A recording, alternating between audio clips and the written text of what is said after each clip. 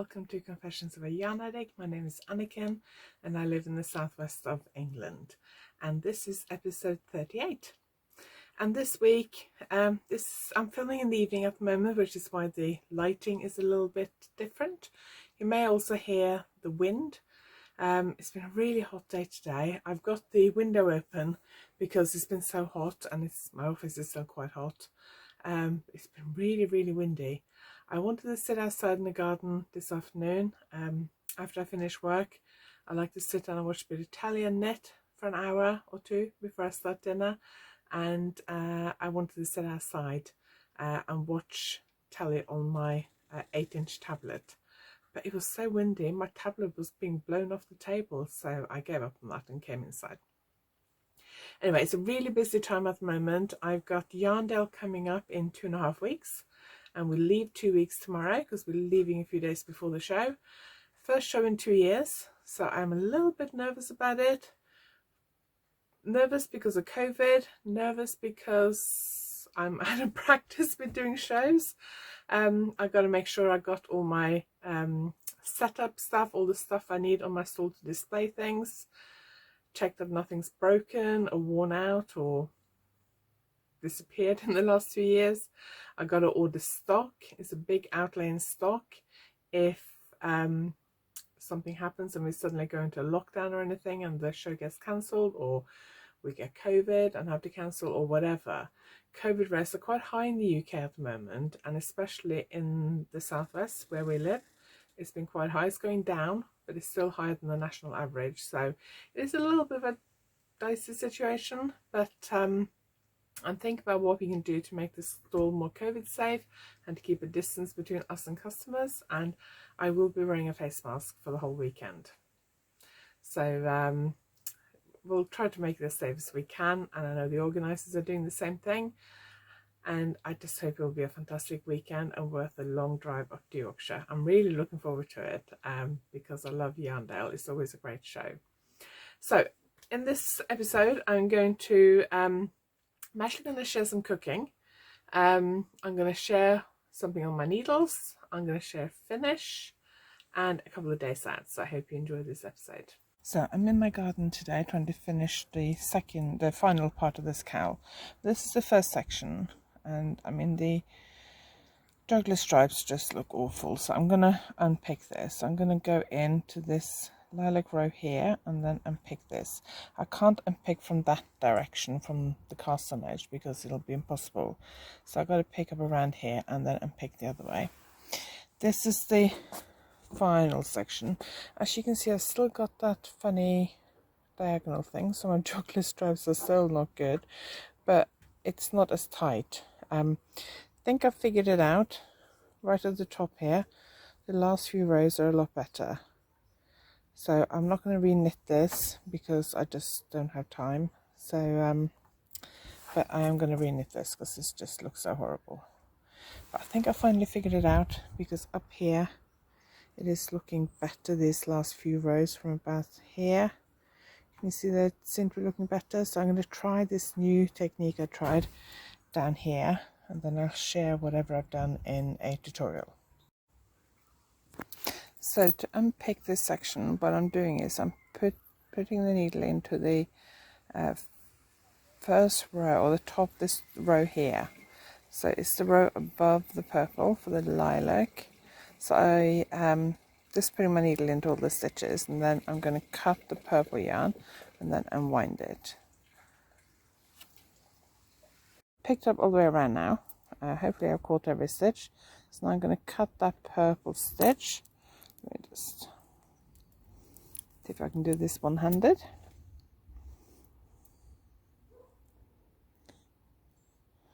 So I'm going to snip that stitch there, and then I'm going to start unpick.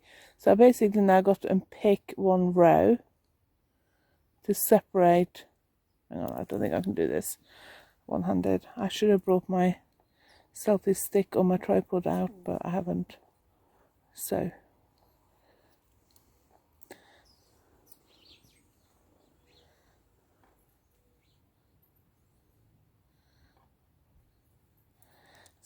you can see, so I'm basically going to separate the stripy section from the rest of the cowl, and then I can knit it in that direction. Once I've separated this section, I can then unravel it and wind the yarn up and then knit in that direction.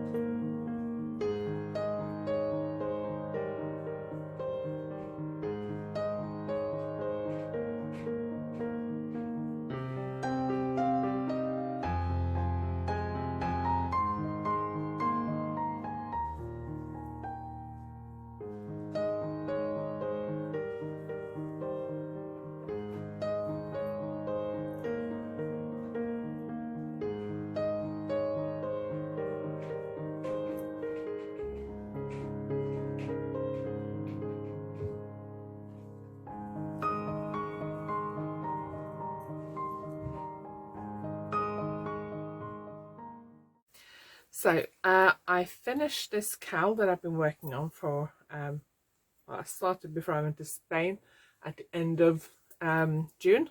I didn't do a lot of work on it in Spain.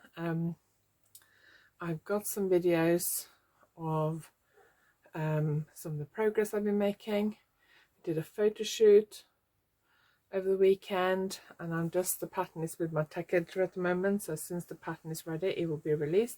Hoping I can get it out before YarnAddict, but it is cutting it very fine. But it's a double layer cowl in stripes. I'm not 100% happy with how I did this sewing up in the middle here, so I've actually changed that slightly for the pattern, so hopefully it'll look a bit better than this. And also I was trying to do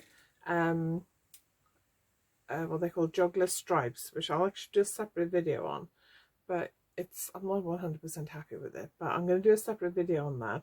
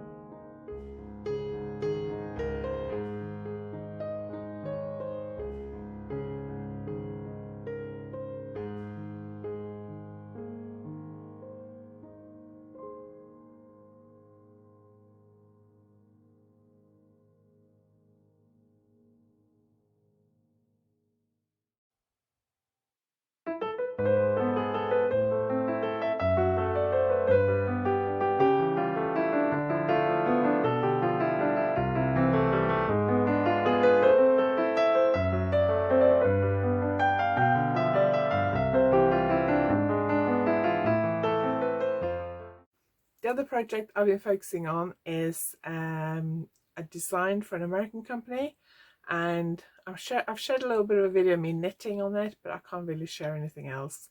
I need to try and finish it by middle of next week. I've nearly finished the back. I stopped just before the back neck shaping just to check the length, and then I started the front, and I'm actually 3/4 of the way up one front, so I've got to knit the second front. Sleeves are knitted with the front and the back, so they're on separate sleeves to knit. So I'd like to try and get most of it finished by this weekend, but I probably need to post it by next Wednesday.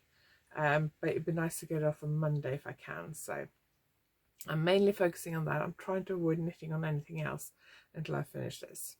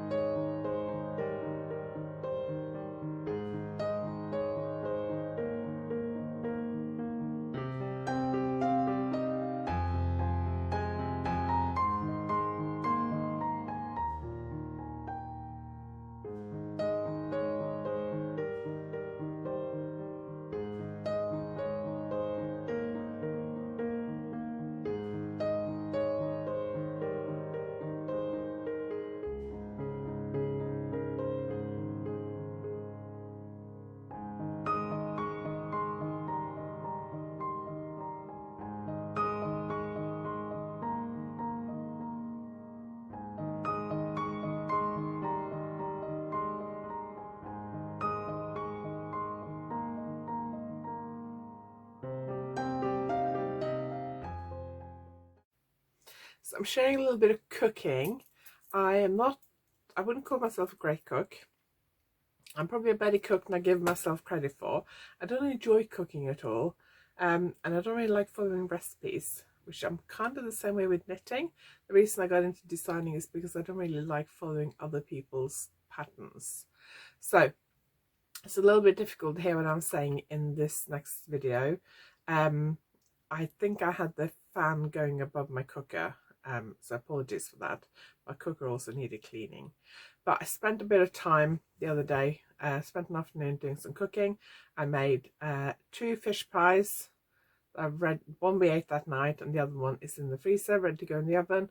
Then I had enough filling left over for a 3rd fish pie. So the way I make the fish pie is I just make I don't use any recipe or anything. I just make a white sauce. So I melt some butter, stir in some flour till it kind of comes almost like a paste. It starts to thicken a bit. Then I just gradually add milk till I get the right thickness and consistency. I was struggling a little bit with making sure the sauce wasn't lumpy. And then I usually add some curry powder, and I think I added some cumin as well, and a bit of pepper. And then I cut up cod. I think it was 3 fillets of cod and 2 fillets of salmon, and a bag. Then I have many prawns, but they're really huge prawns. I think they were called Argentinian prawns or something. I thought they were king prawns, but they were bigger than king prawns. So I actually cut them in half because they were so big. So I let the fish, I don't like cutting a fish, it's all a bit slimy. I'm not a huge fish person, which is quite strange coming from Norway, because people do like fish in Norway. But I let the fish defrost kind of halfway, and then I use, because I don't like touching it, so I use a needle. I kind of spear it with a fork, and then I use a sharp knife and I cut it up while it's still partly frozen. I do the same thing with chicken, because I don't like cutting chicken fillets. It's all slimy and slippery and yucky. So I made a white sauce. It's not quite as smooth as I want it. It's a little bit lumpy. Got a knitting magazine there, by the way. Then I've defrosted. I've got 3 fillets of cod, salmon, cod, and these massive prawns. So I'm going to try and get that into there without, spilling it all. I don't like touching fish. I like the skinless of it. Not really a huge fish person, but I do like fish pie. So chuck all that in there. Apologies for the noise. I do have some onions and garlic going here. Frozen garlic, but some of the fish I left. Of course, chili and less extra lasagna. Back to this. So just put all this into the sauce. It's not completely defrosted, it's kind of half defrosted. And then I get some frozen peas. Sometimes I put other stuff in. Last time I did frozen peas. Because it's easy and that's my deeper.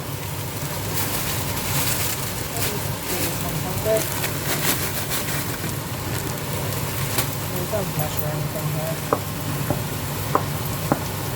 Frozen peas in. So I'm just going to leave that to simmer a little bit. Just for the fish and the peas to kind of cook. Or just leave it over at low heat for a while to simmer. Then I also made a couple of lasagnas, and I think I had enough filling for a third lasagna. So the lasagnas are vegetable ones, so I chopped up loads of vegetables, butternut squash, sweet potatoes, courgettes, red onions, garlic, peppers, possibly something else in the freezer, I can't remember, just whatever I have in the freezer really. I just chop up loads of veg, cook them in a jar of tinned tomatoes, and a jar of chopped tinned tomatoes, and a jar of bolognese sauce usually, or some kind of pasta sauce. Just add in enough so you've got enough liquid in there.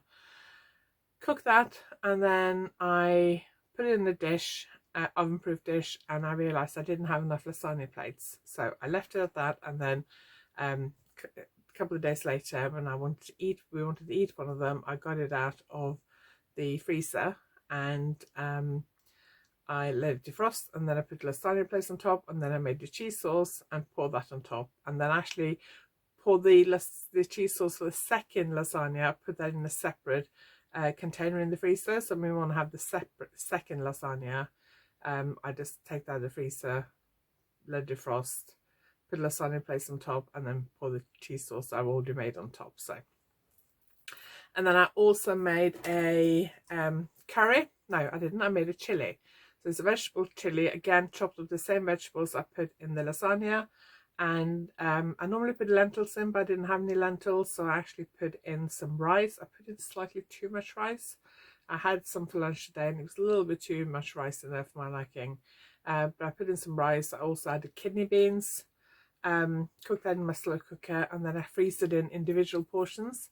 Whenever we have an Indian or Chinese takeaway, I tend to keep some of the containers. It comes in these plastic containers, so I tend to keep some of them, and then as the old ones wear out, I put them in recycling and keep some new ones if we have a takeaway. And they're perfect for storing individual portions. And then lunchtime, I take one out of the freezer and just microwave it.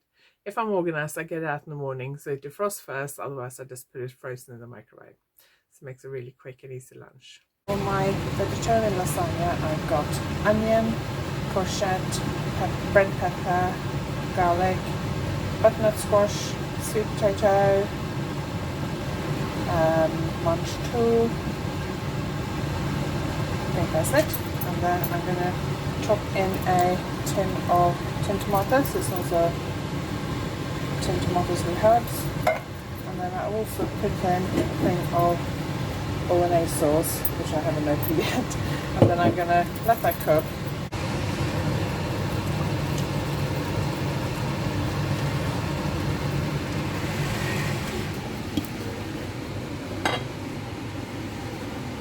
And here we got the same vegetables I put in the lasagna, and I also added some rice and kidney beans and two tins of tomatoes, and this is going to be a vegetarian chili.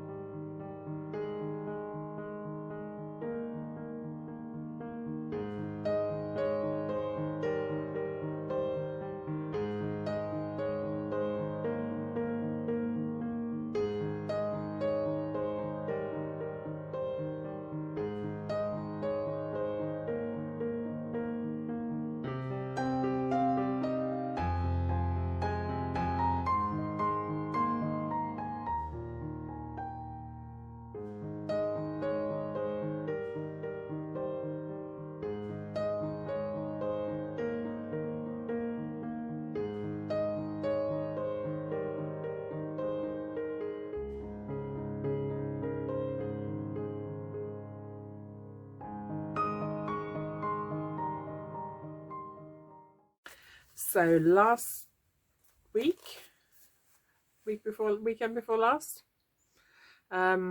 was it last weekend or the weekend? No, it was last weekend. Oh, I can't remember. Anyway, recently it was Yorkshire Yarn Fest, which I took part in, so I should remember when it was, but I can't remember if it was last weekend or the weekend before.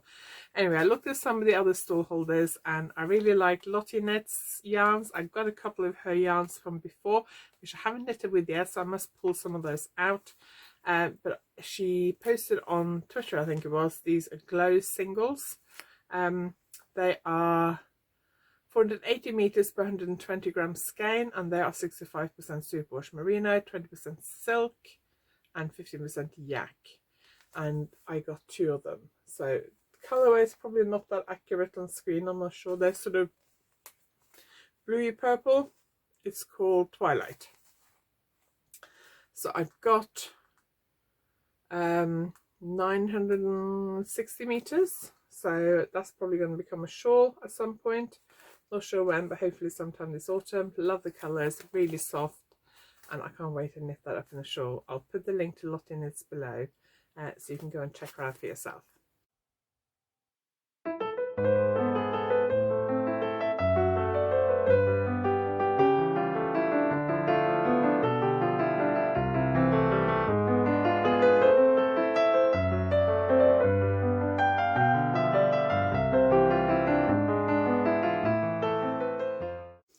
So up next is a video I filmed when we went to Clovelly. So Clovelly is a tiny village on the north coast of Devon. It's about an hour and a half's drive from where we are. We're on the south coast of southeast Cornwall. So it's quite a long drive. I haven't been for over 20 years. My oldest daughter is 26. And I'm pretty sure we went after she was born. It might even have been before she was born. I can't remember. It's a long time ago. And it's a fabulous village. It's built on a really steep hill. It is not suitable if you have mobility problems. There are Land Rovers that you can pay to take down to the harbour. They will take you down to the harbour and take you back up again. And the harbour is lovely, and there's a hotel there and a pub, but you miss the village. So if you get the Land Rover down and back up again, you've missed the village, which is the main attraction really. It is a privately owned village, so you do have to pay. It was about £8 something per person, which my daughter thought was very expensive. I guess it was really, but we really enjoyed it. I have problems with both my knees, so walking down the steep hill, and it's cobbled as well, so that was quite challenging. It's a really hot day. I used Nordic walking poles, which made walking down the hill slightly easier, made walking up a lot easier. I think it took us twice as long to walk down as it took to walk up because of my knees. There are seats on the way up and down as well, and it wasn't too busy. I was a bit worried that it might be busy and we'd be walking in the crowd, so we had masks with us. We only put the masks on when we were inside. It was quite a few people there, but there was plenty of space. You didn't feel like you were getting too close to anyone. Then we got down to harbour. We got some a takeaway from the pub there. They had like picnic tables that they put out on the beach outside the hotel, so we ate there, and my husband had fish and chips and my daughter and I had scampi and chips, and it was really nice. So lovely day out. So if you are in Devon, I do recommend Clovelly, but do beware if you have mobility problems or if you have children in pushchair, or children only just walking on their own. It is a challenging village to visit, but it is worth it if you're able to.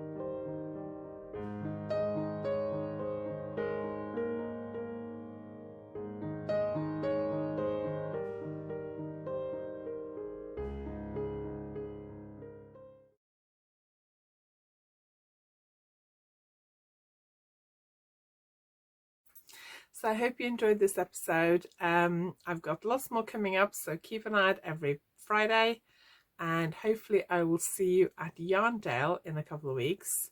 I'll put the link below. I've also got 2 workshops coming up next week. Aventura socks at Spinning Yarn in Bobby Tracy, Devon. That's Aventura's.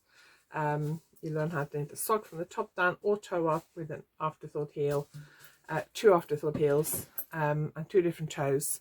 So lots in that workshop. Whether you're brand new to socks or an experienced sock knitter, you'll learn something from that workshop. And then on Saturday next week, I'm teaching how to knit a sweater that fits at Wool on the X in Exeter in Devon. So if you would like to be able to adapt sweaters to make them fit you better, then that's the workshop for you. I'll put the links to those classes below. And if you have any questions, do just ask below this video. And thank you for watching. And please like this video, and please consider subscribing if you haven't already. And click on your notifications, and then you won't miss any future videos. Thank you very much for watching, and I'll see you next time.